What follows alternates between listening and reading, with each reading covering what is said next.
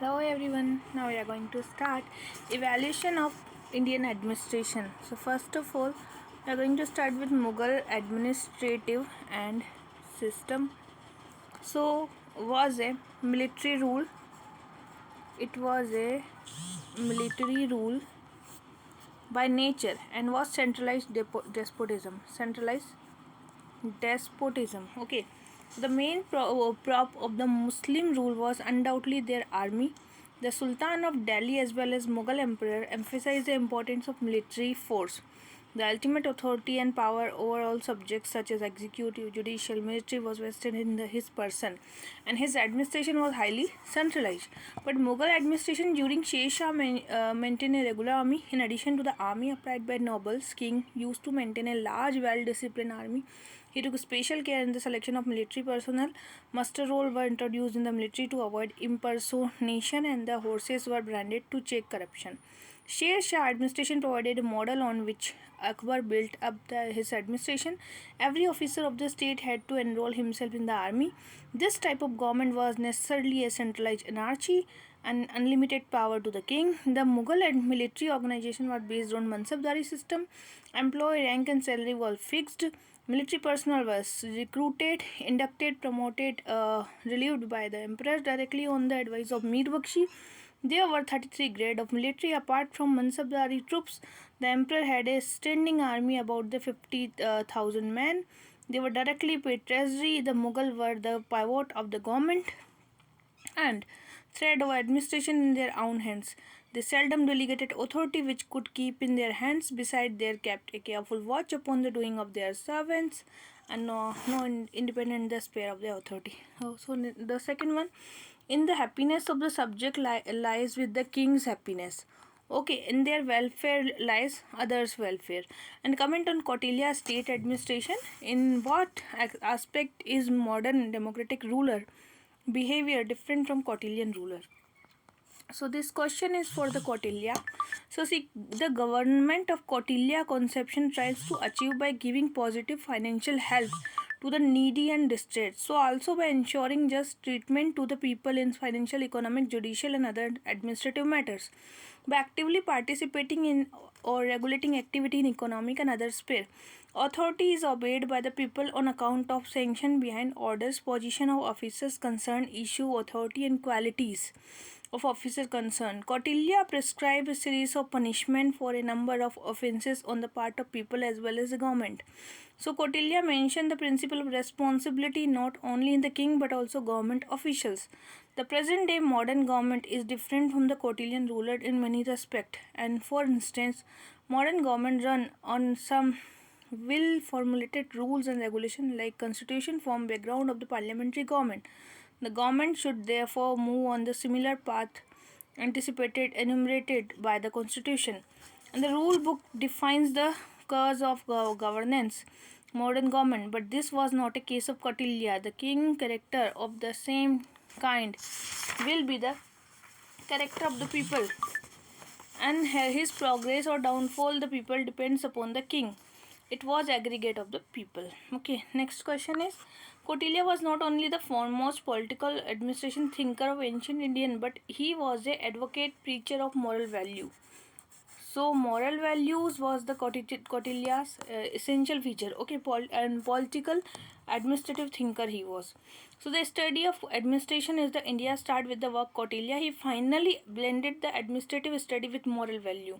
His work Arthashastra contained Kautilya philosophy, promotion of public security, welfare, important aspect of state policy, security, welfare, great relevance of contemporary Indian administration. Not only the law confer on kings of responsibility of protecting citizen, but also made the king personally responsible for the restoration of stolen prosperity or its values. So another point of relevance was the existence of a comprehensive program relief against providential calamity. Another striking feature state administration was its policy of promotion of public health. This is being looked after by public health scheme in the contemporary administration, and administration was illustrated by the measure for protecting public against the dishonest dealing, artisan and trader, and crime prevention. In the field of political administration study, he laid out a well-planned structure of administration, monarchy as a system governance. Further, he gave 7 organ: territory, capital, ruler, minister, treasury, allies, army. He also gave certain principle of smooth functioning of administration, unity of command, all the direction came from the one center, king only. He gave principle of coordination, organs of the state. He also provided division of labor, smooth functioning of administration, chief coordinator, and administrative setup. Apart from political administration study, the moral values teaching also form an essential part of what Kautilya. He put moral restraint upon the king to prevent him from becoming absolute. His system essentially a benevolent monarchy. He provided duties to the king to protect his citizens from danger. His concept of state was totally based upon the welfare. So some of the Kautilya work is great starting point in administrative study. Alright. Question number 2. Some feature of Mughal administration is essence to exist in Indian administration. So Indian administration is similar to the Mughal administration. In what extent? As a Mughal came from the Central Asia, they have had their own system of administration, but India they modified according to Indian tradition.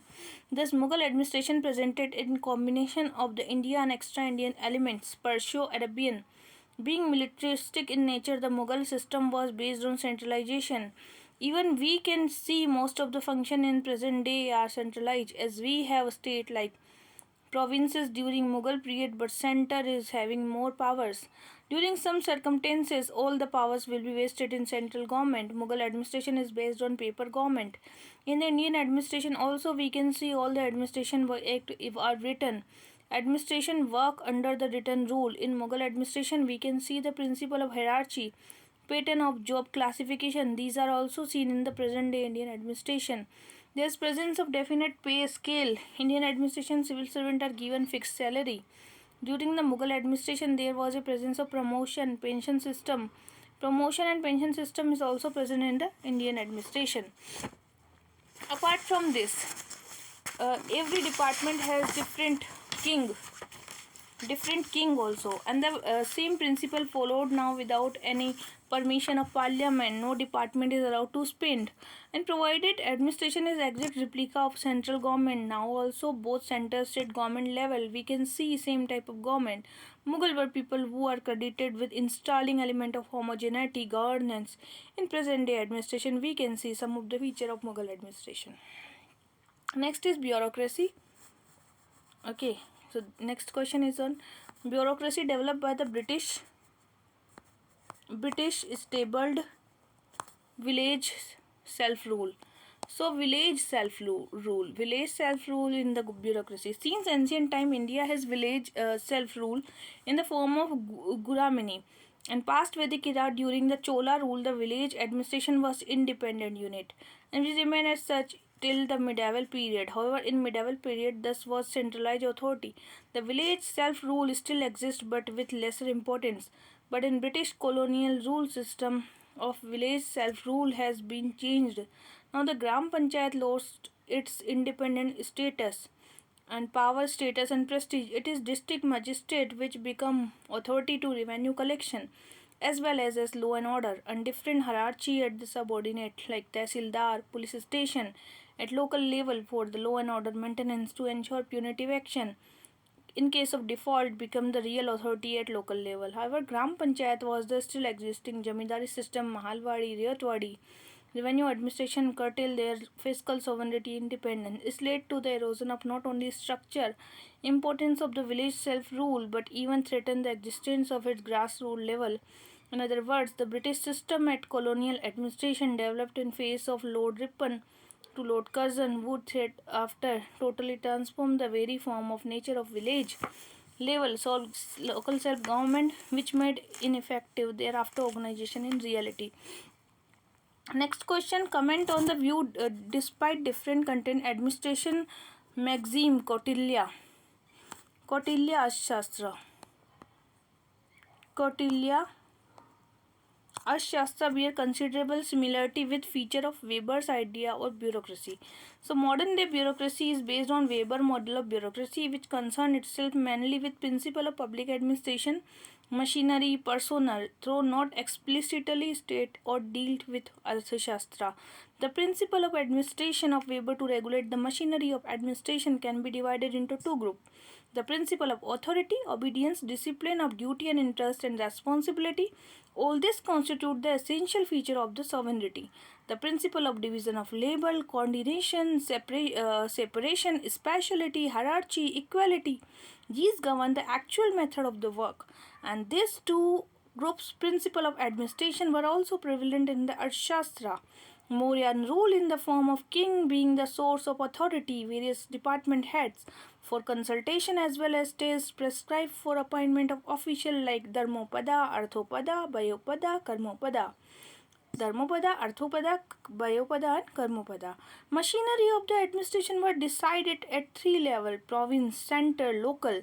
In the Mauryan administration prescribed in Weberian bureaucracy, even aim of administration to how efficient, effective, responsive government were implied time also as Shastra states.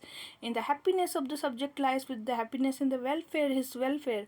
The third component of Weberian bureaucracy personnel which should be selected on the basis of merit, training, promotion, pension, which were present at the time of provision of promotion and old age pension.